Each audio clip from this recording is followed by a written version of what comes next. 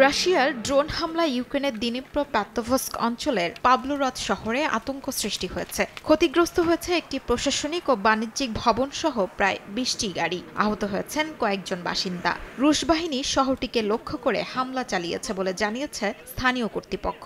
সামরিক স্থাপনা ও নাগরিক অঞ্চলে নিরাপত্তা নিশ্চিত করতে অতিরিক্ত ব্যবস্থা নেওয়া হচ্ছে বলে জানায় তারা।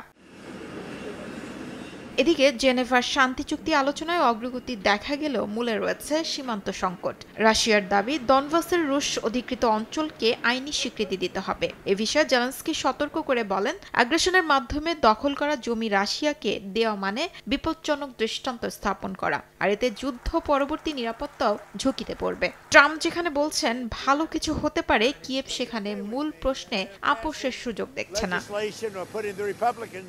আর ইউক্রেনের সম্মুখ যুদ্ধের সেনারা যুক্তরাষ্ট্রের খসড়া শান্তি প্রস্তাবকে ঘিরে তীব্র প্রতিক্রিয়া জানিয়েছে। কেউ দেখছেন আত্মসমর্পণের খসড়া, কেউ বলছেন এতদিনের যুদ্ধের পর সমাধানে পৌঁছানো জরুরি।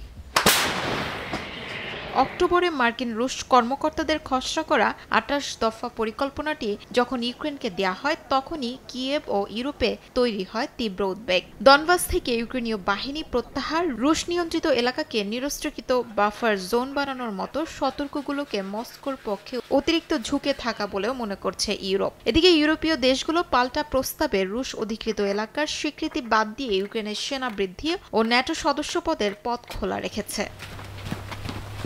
শিউলি রোজা, সময় সংবাদ।